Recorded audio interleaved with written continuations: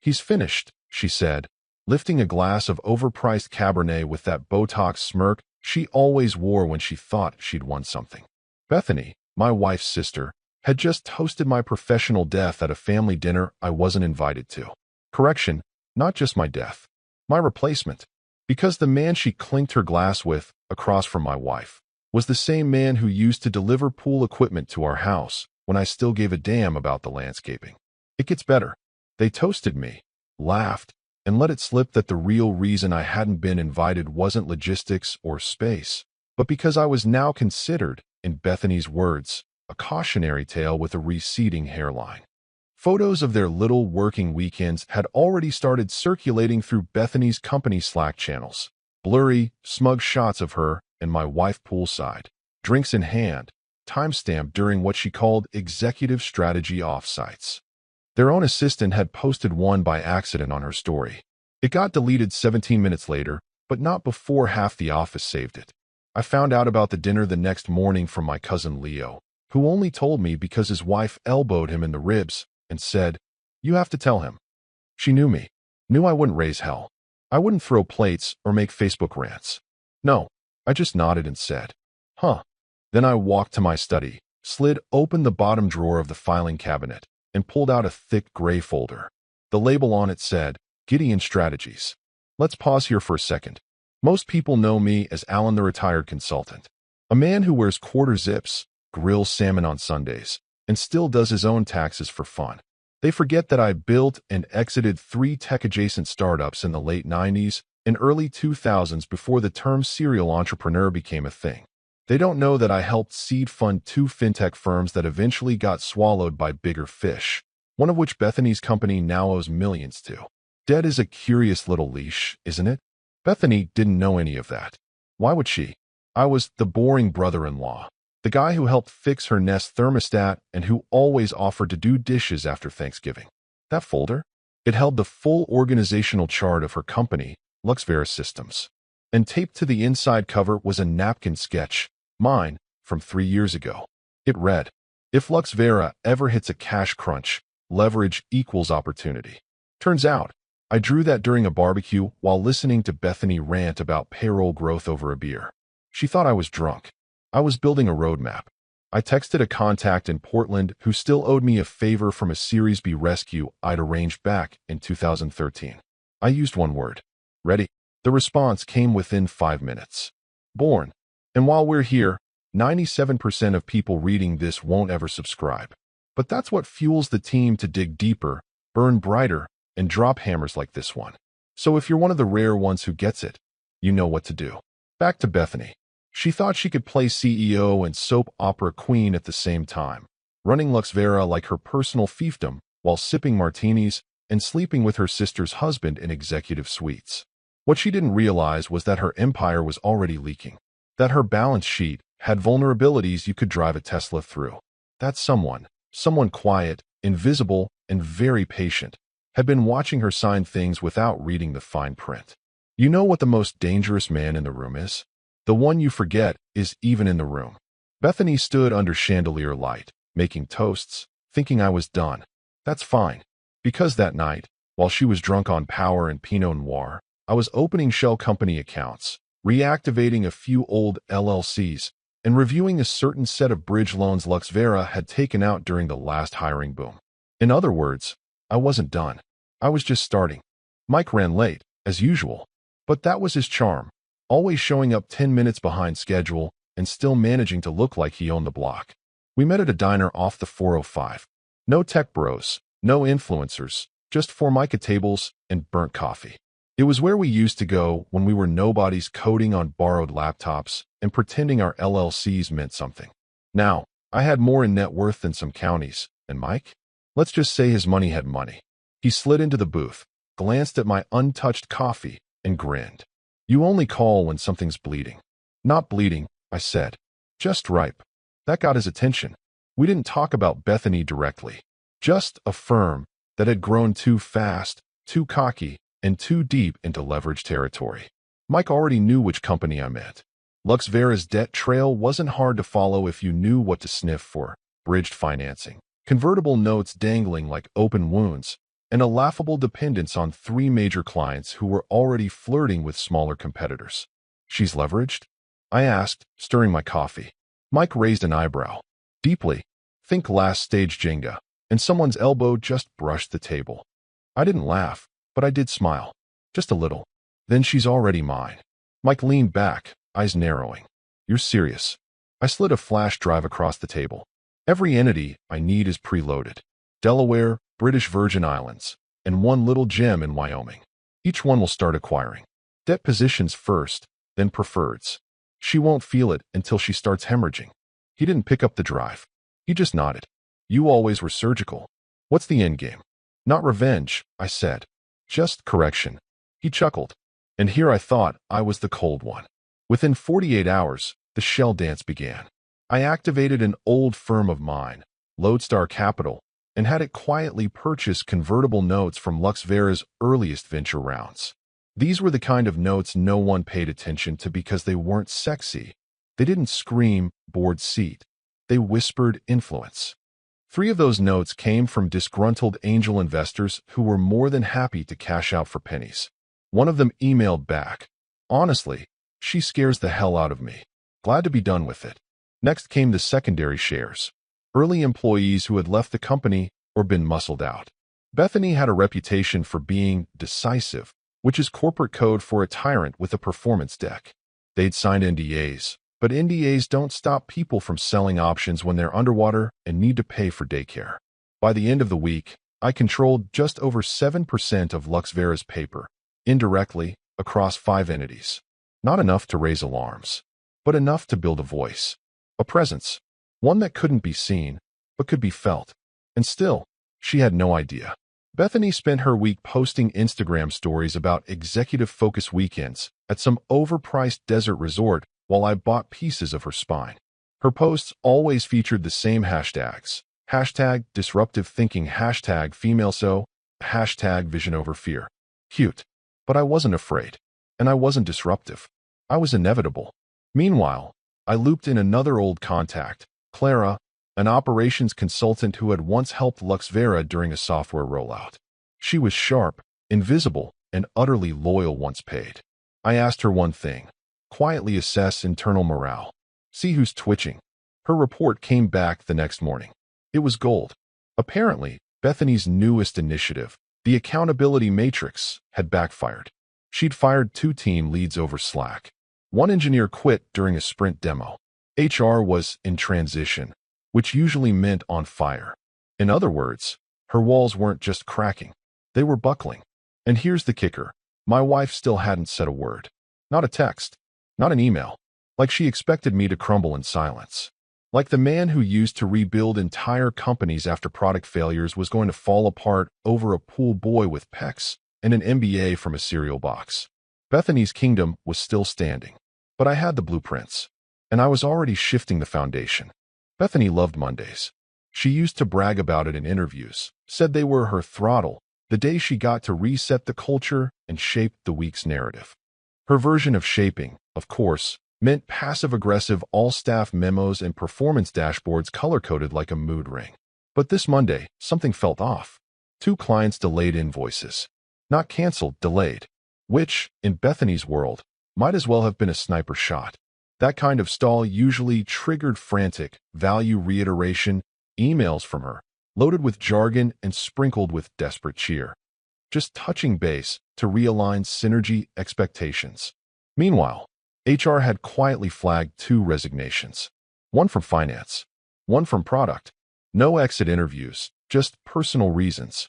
She didn't see it yet, but cracks were forming. Cracks I had planned down to the week. While her team scrambled to put out fires, I was having lunch at a golf club in Napa with a man named Raymond Yule, a board member who thought I was an investor from a boutique firm out of Toronto. He wore a ridiculous linen blazer and talked like a TED Talk fell into a bottle of scotch. Perfect. I let him run his mouth for 20 minutes before I even pretended to take notes. He said things like, Bethany's vision is unique. Aggressive. Sometimes she overcorrects, but she's passionate. She's not loved, per se, but she gets numbers. And that's when I hit him with it. A soft underhand toss. We've been hearing some hesitation from mid-level execs. Concerns about consistency, leadership integrity. Nothing concrete, of course. I never said her name. I never had to. He frowned, stirred his old-fashioned. You're not the first to say that. There it was. The hairline fracture. I told him we were only monitoring the situation, standard due diligence. But if there was ever a window for a new direction, we'd be happy to step in and stabilize. He nodded slowly. If you ever want an informal sit-down with other board members, let me know. Oh, Ray. I already had your inbox mirrored through a dummy account 3 hops removed from your assistant's shared laptop. Bethany's world operated on image, on bravado. The moment anyone questioned her control, the whole persona started to smell like cheap cologne sprayed over a dead skunk. And the rumors? They started right on time. By Friday, she heard that a foreign group was looking into Lux Vera's leadership health. She called it nonsense, a witch hunt, paranoia. But she still pulled her comms lead into a 2-hour war room session titled Narrative Reinforcement Strategy. The whispers spread faster than she could countermessage. One mid-level manager leaked a Slack screenshot to a friend at a competitor. It showed Bethany scolding a team in all caps for not being mentally agile enough to pivot under pressure. That phrase, it trended on LinkedIn for 2 days under hashtag toxic leadership. At the same time, Mike was still quietly buying more secondary options through his fund. Another 2% bled from hands that were just happy to be done with the Bethany circus. The best part? She still had no idea I was involved. To her, I was somewhere licking my wounds. Maybe crying into a tumbler of whiskey and listening to 70s vinyls in the dark like some discarded husband trope. In reality, I was on the rooftop of a co-working space downtown, sipping espresso and watching Lux Vera's share tracking tool hiccup for the 3rd time that day. She thought the pressure was market-driven. She thought maybe someone on her team was leaking. She even thought, briefly, it might be her ex-CFO, the one she'd fired for not being proactive enough. But it wasn't them. It was me, the man she didn't think was worth inviting to dinner. The man she told her sister was safe, boring, a good background husband. She never imagined I'd be dangerous, which is what made me lethal. I found the note wedged in the rim of the espresso machine, where she knew I'd see it before I touched anything else. I think we both know this isn't working, it said. No signature. Just that one line, written in her looping script, the same handwriting I used to think was endearing when it was scribbled on grocery lists or birthday cards. Now it just looked rehearsed, polished, like she'd practiced it a few times to get the level of faux vulnerability just right. I didn't get angry. I didn't even sigh. I folded the note in half, then into quarters, and slid it into the inside pocket of my coat like a receipt I might need later. That night, I made myself a drink. No ceremony. Just 2 fingers of Lagavulin over a cold rock and silence. I sat at my desk and opened my laptop. A secure drive blinked online, and a new folder populated, fresh from my attorney. My lawyer, Victor, had pulled a few strings. He used to do forensic audits for hedge funds back in the early 2000s, and while he'd retired from that scene, he kept a few tricks sharp. I asked him to quietly review Lux Vera's expense trail, not for fraud, for pattern. And there it was. Over the last 14 months, Bethany had billed the company for 11 executive retreats. Not 5-star resort weekends or budget Marriott stays. Think private villas with strategic yoga sessions, fine dining under brand alignment objectives, and a 1-week trip to Costa Rica labeled Leadership Reimagination Lab. She took my wife on that one. I remembered the Instagram photo. Jungle in the background. Champagne. Caption: Disruption begins where comfort ends. Ironically accurate. Most of the receipts were buried inside vague vendor shells, entities that didn't even have proper websites, just PDFs and QR code invoices. But Victor's team unpeeled them like onions. One entry billed as consultation turned out to be a beachfront couples massage. Another, listed under Executive Skill Reset, was an $8,400 dinner for 4 at a restaurant that required fingerprint scans to enter. A few invoices were routed through her assistant's login. Clumsy, arrogant, and stupid. But the real kicker was this. She had authorized these payments during Q2, a quarter she'd told the board was financially constrained. The hypocrisy wasn't just corporate. It was strategic. She'd spun a whole narrative of tightening belts, freezing salaries, and protecting the vision. And then she'd padded her own pleasure dome with company funds like she was royalty. That gave me what I needed. I didn't text her. I didn't call my wife. I didn't mention the note. Instead, I began building a packet.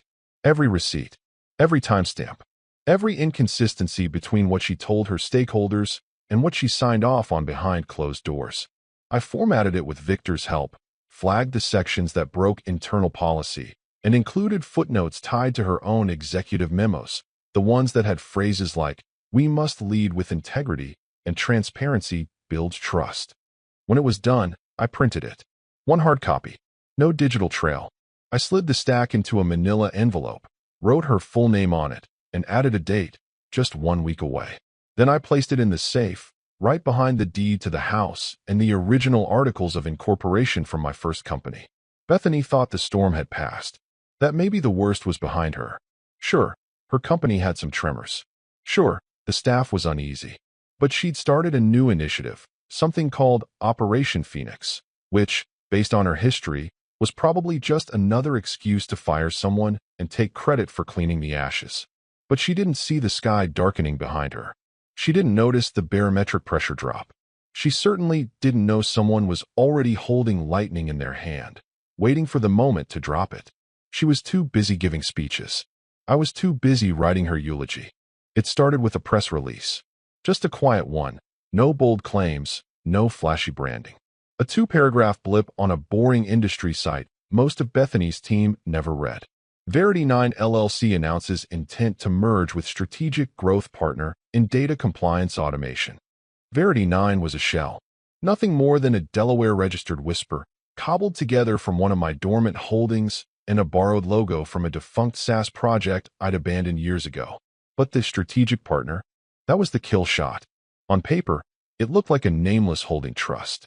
In reality, it was mine, operated through a series of legal Chinese dolls, each one stacked inside the next so tightly that no casual auditor would ever link it back to Alan Bennett, the boring husband with orthopedic insoles and an unread Twitter account. Bethany didn't know any of this. All she saw was a headline, a hiccup.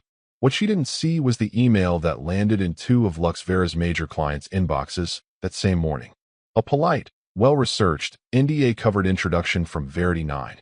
It laid out a simple premise: faster implementation, lower costs, no bloatware, tighter compliance guarantees.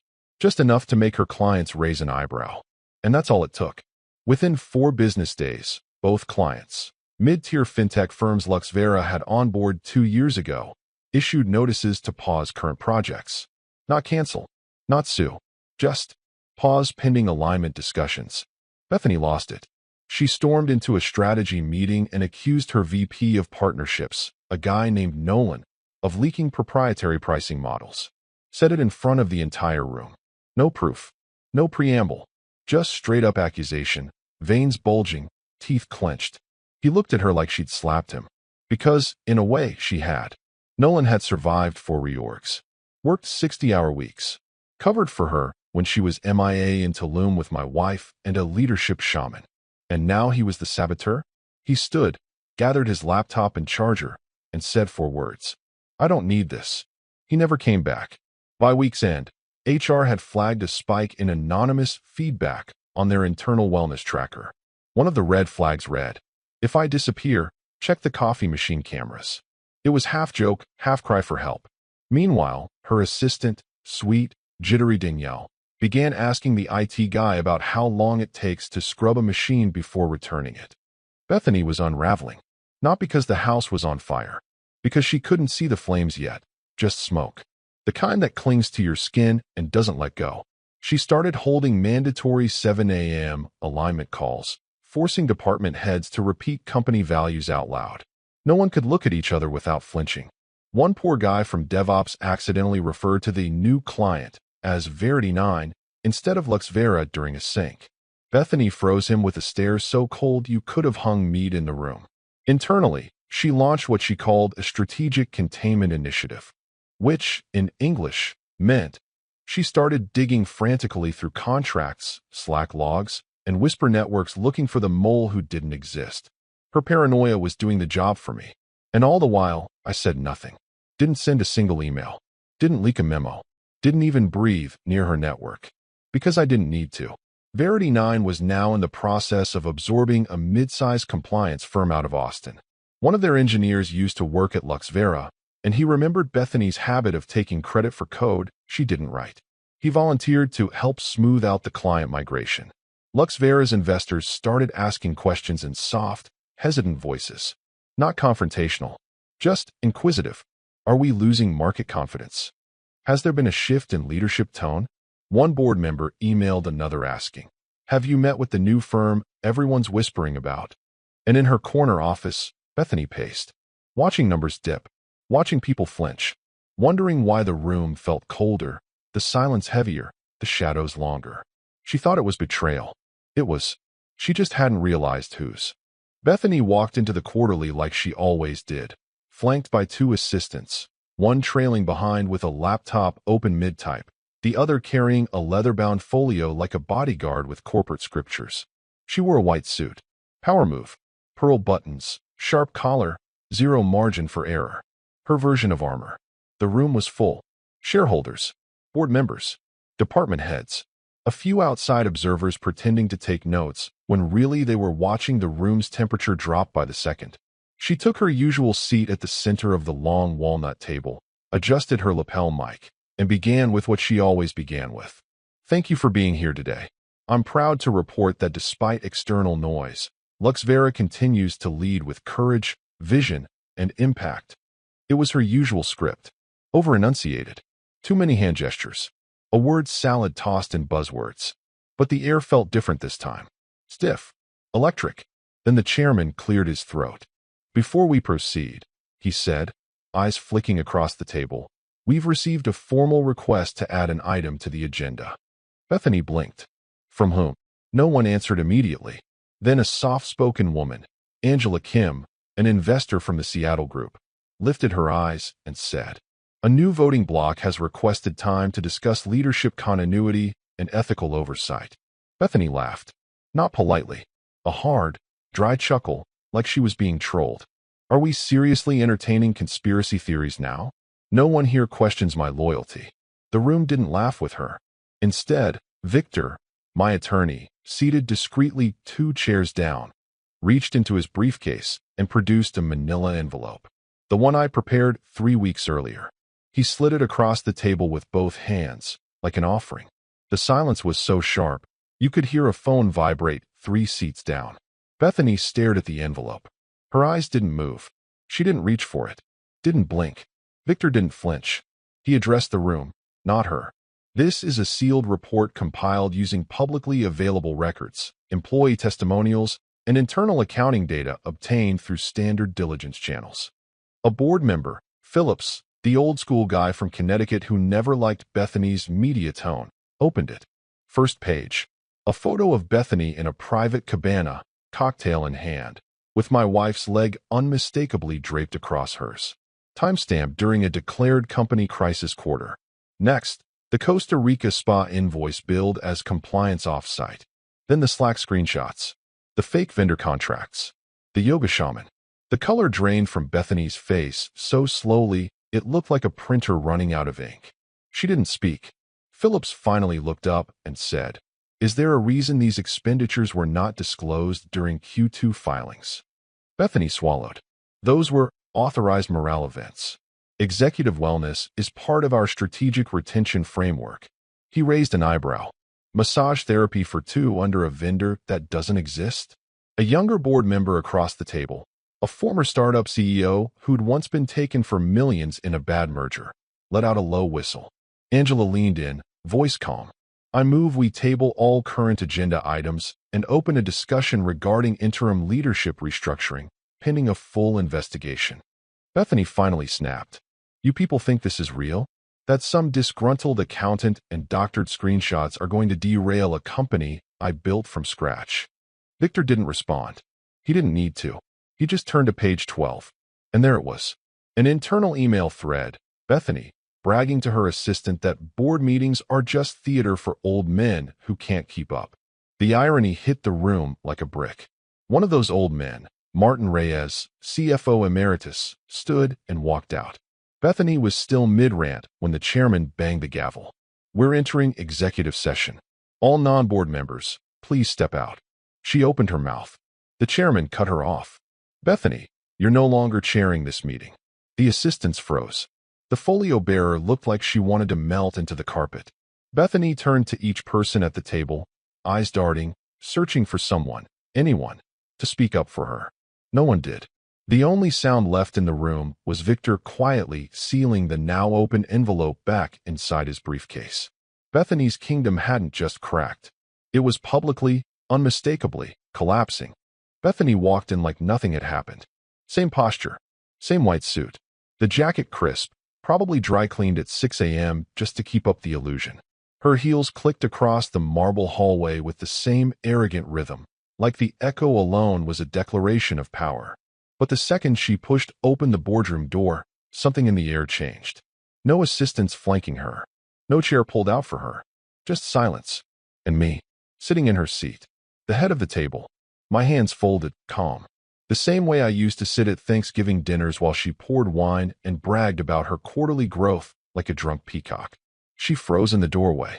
2 seconds. Maybe 3. Then she smiled. Tight. Shallow. "You're in the wrong chair, Alan." I didn't blink. From the opposite side, the chairman, a man she used to call harmless, gave a slow, silent nod. Just once.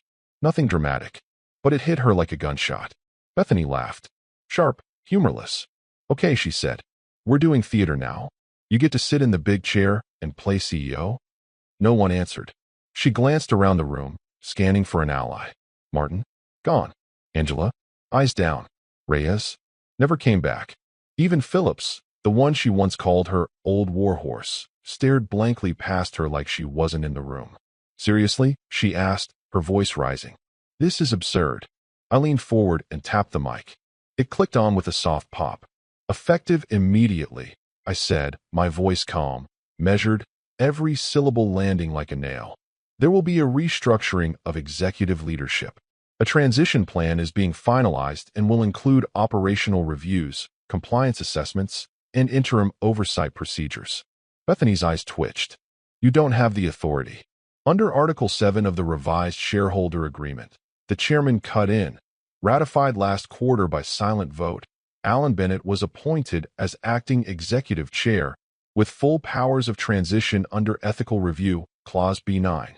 She didn't understand at first. She blinked, reeling through legal fragments in her mind like a gambler trying to remember which card was already played. "That vote wasn't real," she snapped. Angela spoke for the first time. "It was." Bethany turned to me again, her voice now low, almost pleading. "Alan, you want revenge? Fine. Be angry. Call me names. But this is my company. You can't just take it." I didn't respond. I simply slid a folder across the table, new letterhead, new hierarchy. Her name was absent from every single page. She snatched it, eyes scanning. "You bastard," she whispered. Then louder, to the room. "Are you all seriously going to let this happen? After everything I built? After everything I did for you? Nothing. Not one word." She was invisible now. Just a voice with no anchor. That's when she stepped forward, shoulders back, as if she was going to take her seat anyway. Like she could force it all back with posture alone. I stood before she could move. Didn't raise my voice. Didn't threaten. Just looked her in the eye and said, "This chair was never yours. You just borrowed it from people too polite to stop you." Her hands trembled. The silence in the room was absolute. When she finally turned and walked out, face stone cold, lips pursed, I watched every step. No one followed her. Not even the intern she used to call my shadow. Control wasn't seized with fury. It was accepted with quiet inevitability. And that was the moment the revenge truly began. Bethany didn't slam the door behind her. She wanted to. You could see it in the twitch of her wrist, the almost violent lurch in her shoulder like she needed something to rupture. But slamming the door would have meant surrender, and Bethany Donovan didn't do surrender. Not publicly. So instead, she stumbled out with the poise of a drunk ballerina. Chin high, jaw clenched, footsteps just a half-beat too fast to look like confidence. The hallway outside the boardroom was lined with floor-to-ceiling glass. Everyone on the executive floor could see her. And they did. Her assistant Danielle froze mid-step, holding a clipboard and a half-empty LaCroix. Her eyes widened. She stepped aside without a word. Bethany's face was blotchy, not the elegant kind of cry red, the kind you see in tearful farewell speeches or Oscar reels. This was raw, uneven. Her eyeliner had melted just enough to give her the look of someone losing oxygen more than tears. Her mouth was parted like she couldn't catch a full breath. She reached for her phone, missed the pocket. Tried again, still shaking. Inside the boardroom, I didn't stop. I didn't acknowledge the scene unfolding just beyond the glass walls. Instead, I turned to the CFO and said, "Let's walk through the compliance recovery timeline. We'll start with reimbursements and clawbacks, then move into staff restructuring." My voice was calm, collected, like I'd been giving this presentation for months. Because I had, just never out loud. Angela handed out printouts. Phillips cleared his throat and asked, "What's our exposure from the retreats line items?" I replied, $238,000 in unauthorized expenditures, not including interest penalties from misrepresented liquidity levels. We'll recover 95% within the quarter. Simple, efficient, clinical. Outside the boardroom, the glass became a mirror, reflecting the unraveling of a woman who once declared herself the future of enterprise innovation. Then came the final blow. Not from me, from her. She turned left, toward the elevators, then stopped cold. My wife, walking down the hallway with a legal pad tucked under her arm, hair pulled back like she was heading to a deposition, not a pity party. She didn't pause, didn't flinch. She walked past Bethany like she didn't recognize her own sister. Bethany opened her mouth. Nothing came out. They didn't speak. They didn't even make eye contact. And just like that, the illusion of their little empire, of their us against the world affair, fractured into powder. Bethany made a sharp right and disappeared into the bathroom. Danielle watched the door shut and didn't move. Inside, Bethany locked the stall, slumped, slid against the door until she hit the tile floor, the hem of her power suit crumpling underneath her like tissue. The bathroom was empty, except for the sound of her breathing, rapid, uneven, stuttering like she was choking on a reality too bitter to swallow. Somewhere outside, a printer whirred to life. Someone laughed too loud down the hallway. 2 interns debated where to get lunch. The company was still spinning, just not around her anymore. Back in the boardroom, I reached for the pointer and brought up the next slide. Post-Bethany Financial Pathways. Nobody flinched at the title. Nobody objected. Because it was time. The glass was clear, and she was on the other side of it now. The suspension notice went out at 6:03 a.m. It was worded clinically, probably drafted by legal to sound neutral, but everyone knew what it meant. The subject line, Interim Governance Adjustment Announcement, was the kind of phrase you only used when someone powerful got their wings clipped and HR needed to say it without sounding like a celebration. By 9 o'clock, Bethany's access was restricted. Email locked. Badge deactivated.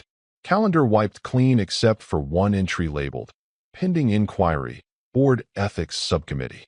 The affair, once whispered behind cubicles and hinted at during office parties, was now under formal review. Luxvera had a policy. Of course they did. No romantic relationships between executives and direct family members of board-affiliated stakeholders. She'd helped write it herself. Turns out, dating your sister's husband while authorizing her company's expenses under your own department did qualify as an ethical concern. At 11:45, a small bouquet of white lilies appeared on my desk. No card, just a post-it. She once made me cry in front of the entire floor for asking a question. I've waited 5 years for this day. Thank you. I smiled. Not out of malice, just gravity. I remembered the girl. She'd been a junior analyst. Bethany publicly humiliated during a Q&A session. Called her mentally unfit for client work over a spreadsheet formula. Bethany laughed about it afterward, said the girl needed armor. Now she was sending flowers. The next moment should have felt louder. I was in a private room upstairs, glass-top table, water pitcher, 2 pens. No music, no talking, just me and Victor. 2 final documents sat in front of me, the stock surrender agreement and the board-approved motion to dissolve her remaining shares. Not freeze, dissolve. Clean, legal severance. No parachute, no transition language, just a total voiding of her footprint. I clicked the pen, paused. Victor asked, "You want a moment?" "No," I said and signed. 3 strokes for the signature. 1 more for the date. I slid the paper across. That was it. 20 years of corporate tyranny, undone with 4 inches of ink. Victor gathered the documents, stacked them neatly, and nodded. It's done. My phone buzzed. A text. From her. Not Bethany, my wife.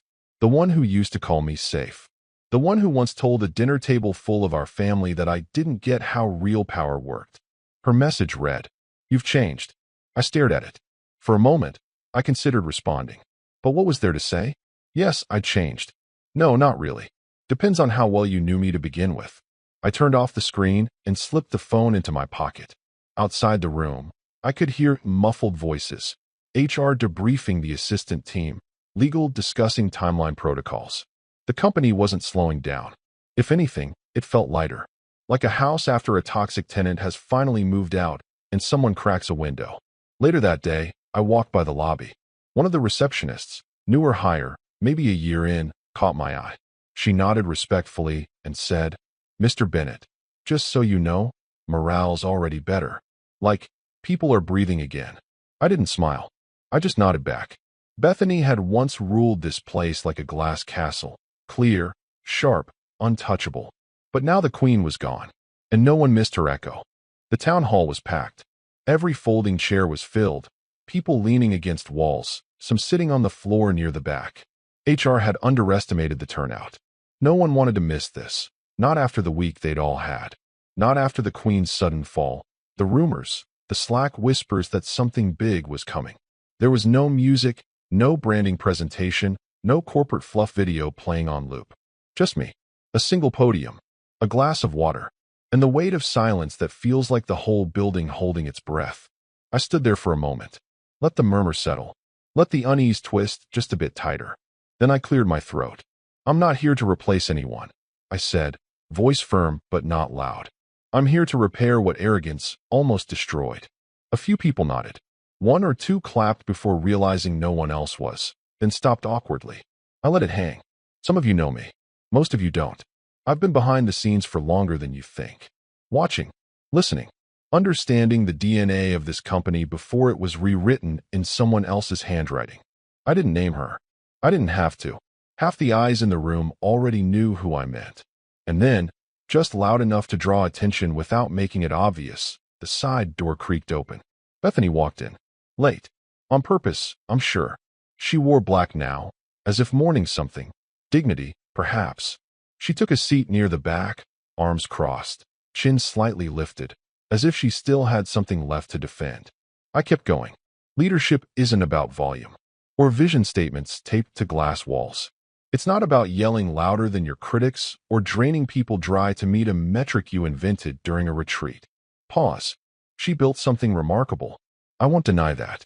But in the end, it turned into a mirror house, shiny, hollow, and full of her own reflection.